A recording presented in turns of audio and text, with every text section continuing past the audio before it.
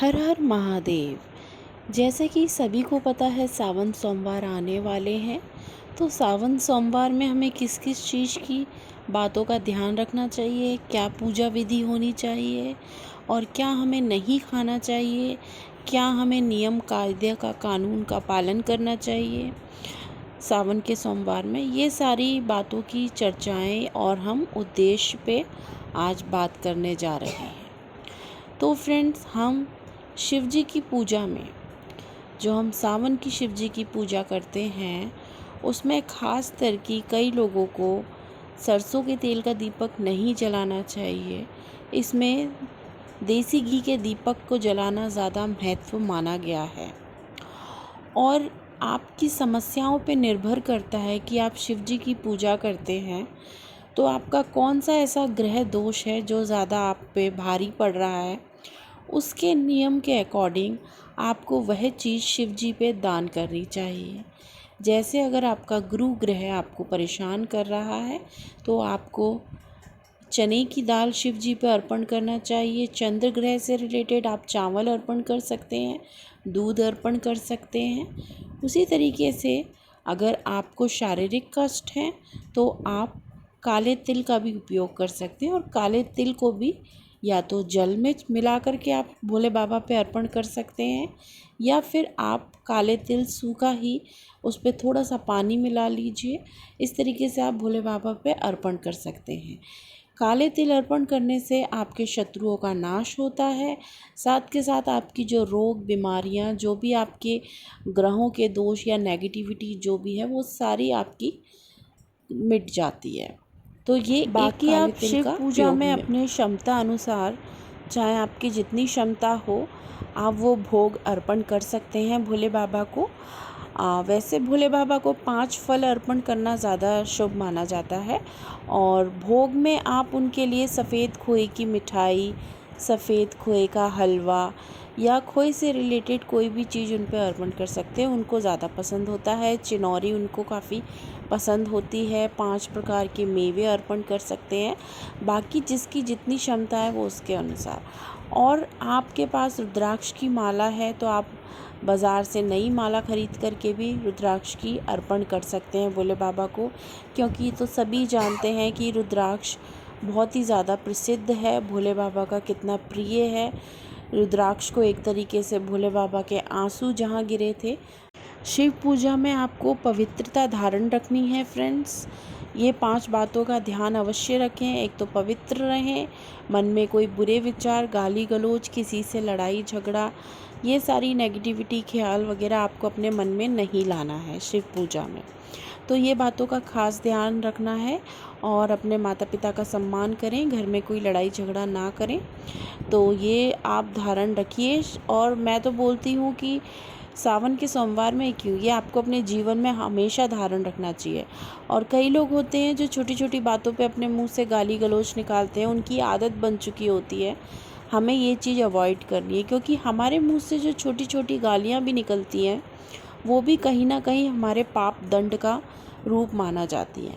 इसलिए हमें पूजा के दौरान बहुत से नियम ऐसे धारण करने हैं जो कि बहुत ही आवश्यक हैं फ्रेंड्स।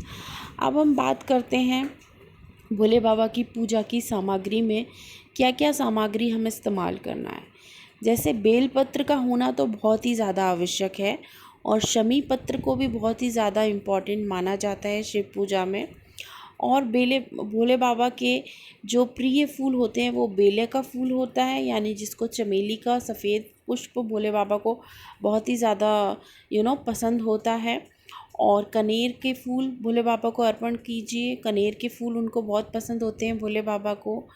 ठीक। और भोले बाबा को अकौवे के पुष्प बहुत पसंद होते हैं, जिनको मदार के पुष्प भी कहा जाता है। बट अगर कभी कभी अगर आपके पास अकौवे के फूल नहीं हैं तो आप अकौवे के यानी कि मदार के पत्तों को भी भोले बाबा पे अर्पण कर सकते हैं, क्योंकि हमारे भोले बाबा इतने भोले हैं कि उनको कुछ भी चीज़ें अपने भाव से, सच्चे भाव से अगर आप अर्पण करते हैं तो ये मैटर नहीं करता है कि वो कितनी महंगी चीज़ है, कितनी सस्ती चीज़ है। और ज़्यादातर जो भोले बाबा पे चीज़ें चढ़ाई जाती हैं वो चीज़ें बहुत ही आसानी से आपको मिल जाती हैं, जिनमें कोई ज़्यादा पैसा भी नहीं खर्च होता। जैसे कि धतूरा, धतूरा जंगल में पाया जाता है, बेलपत्र, ये छोटी छोटी, और दूर्वा घास, ये चीज़ें तो आपको हर जगह बिना पैसों की भी अवेलेबल हो जाती हैं। भोले बाबा की पूजा पाठ में ज़्यादा पैसों का खर्च नहीं होता है, और भोले बाबा छोटी सी चीज़ से भी प्रसन्न हो जाते हैं। अगर आप अपने सच्चे भाव से एक कंकड़ भी भोले बाबा को अर्पित करोगे ना, अपने सच्चे भाव से, तो भोले बाबा उससे भी प्रसन्न हो जाएंगे। तो ये तो सिर्फ एक कहने वाली बात है, इंसान का सच्चा मन होना चाहिए। पूजा पाठ करते समय हर कोई भगवान प्रसन्न हो जाते हैं। तो हमें सावन की पूजा में पंचामृत से अगर हम भोले बाबा को स्नान करते हैं तो बहुत ही अच्छी बात है। अगर आप श्रृंगी से स्नान करवाते हैं तो और ज़्यादा अच्छी बात है। डिपेंड करता है आपके पास क्या क्या चीज़ें अवेलेबल हैं फ्रेंड्स। तो हम यहाँ पे पंच अमृत से स्नान करा सकते हैं, या आप पंचामृत को एक तरीके से लोटे में, लेकिन आप बस ध्यान रखें जब भी आप पंचामृत या दूध की चीज़ें आप भोले बाबा पे अर्पण करते हैं तो आप स्टील का बर्तन का प्रयोग करें, क्योंकि पीतल के बर्तन में प्रयोग करना इसे वर्जित माना गया है। अगर आप पीतल के बर्तन में दूध दही का प्रयोग करते हैं तो उसमें जहर बन जाता है, इस वजह से इसमें वर्जित माना गया है। इसलिए आप स्टील का बर्तन का ही प्रयोग करें दूध और दही के लिए। हाँ, अब एक बात और कहना चाहेंगे कि अक्षत आप चढ़ाते हैं तो अक्षत को कभी भी सूखा नहीं चढ़ाना चाहिए।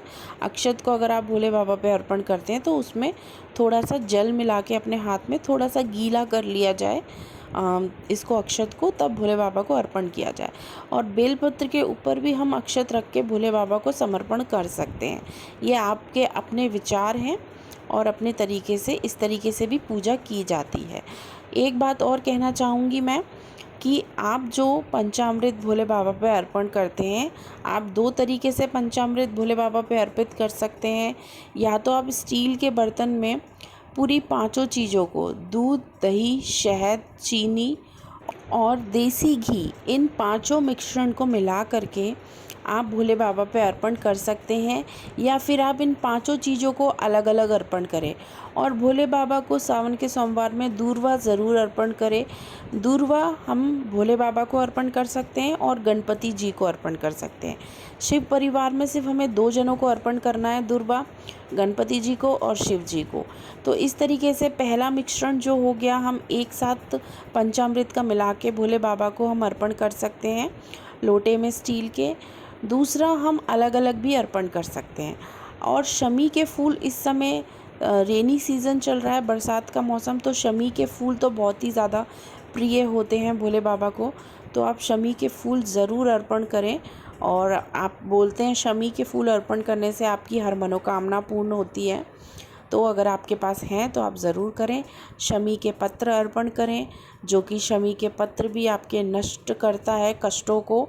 तो ये चीज़ें हैं। और हम पंचोपचार से इस तरीके से पूजा कर सकते हैं। पंचोपचार में फूल और प्रसाद हो गया, जो भी आपका धूप, दीप, प्रसाद, पुष्प, कोई भी 5 चीज़ों से पूजा करने को पंचोपचार बोला जाता है। इस तरीके से आप भोले बाबा की पूजा कर सकते हो। और पंचामृत में अलग अलग तरीके से भी आप पूजा कर सकते हो। जैसे आप अलग, पहले आप दही से, फिर दूध से, फिर देसी घी से, फिर चीनी से, फिर शहद से, अलग अलग करके भी आप भोले बाबा को स्नान करा सकते हैं। और लास्ट में ये सब चीज़ें चढ़ाने के बाद भोले बाबा को एक बार शुद्ध जल, गंगा जल मिला हुआ से आपको ज़रूर स्नान करवाना चाहिए। उसके बाद भोले बाबा को आपको त्रिपुंड लगाना चाहिए। त्रिपुंड लगाने के बाद आप भस्म अर्पण कर सकते हैं, थोड़ा सा सफ़ेद, और आप उनको रुद्राक्ष की माला अर्पण कर सकते हैं। तो जिस तरीके से इंसान अपने शरीर को खुद शुद्ध करता है, एक तरीके से अपने आप को पहले स्नान करके, उसी तरीके से भोले बाबा को पहले हमें पंचोपचार और पंचामृत से, ये सब चीज़ें से हमें उनको स्नान करा के शुद्ध करना है उनको। उसके बाद हम उनको तिलक लगाएंगे, त्रिपुंड, और उसके बाद हम जनेऊ और अर्पित करेंगे और वस्त्र अर्पण करेंगे। वस्त्र के लिए आप एक मौली का धागा ले सकते हैं या एक सफ़ेद कपड़ा ले सकते हैं, जिसको आप शिव जी के ऊपर अर्पण कर सकते हैं। इसको वस्त्र अर्पण करना भी कहते हैं। नहीं तो अगर आपके पास सफ़ेद कपड़ा नहीं है तो आप जनेऊ के बाद जो हम मौली का इस्तेमाल करते हैं, उसमें आप उनको वस्त्र के भाव से उनको समर्पण कर सकते हैं, इस तरीके से। उसके बाद आप पंचोपचार से पूजा करिए, जो भी आपकी चीज़ पास अवेलेबल है, जैसे कि पूजा के लिए हम कौन कौन सी चीज़ों का इस्तेमाल करते हैं, धूप बत्ती का, दीप का, है ना, और पुष्प का, पत्तों का, जो भी पत्ते चढ़ाए जाते हैं। अगर पूजा में अगर आपके पास ये भी बोला जाता है कि भोले बाबा इन चीज़ों से भी बहुत जल्दी प्रसन्न हो जाते हैं। अगर आपके पास कोई भी चीज़ नहीं है, समझ लीजिए ऐसा मौसम चल रहा है या कुछ ऐसा है, आपके पास कोई भी फूल नहीं है चढ़ाने को, तो आप कोई भी पेड़ के 5 ऐसे पत्ते तोड़ लीजिए अलग अलग प्रकार के। वो 5 पत्ते भी अगर आप भोले बाबा को अपने अच्छे मन से, साफ मन से, पवित्र भाव से अगर आप भोले बाबा को समर्पित करते हैं, तो भोले बाबा आपकी मन की मुराद ज़रूर पूरा करेंगे और आपसे बहुत जल्दी प्रसन्न होंगे।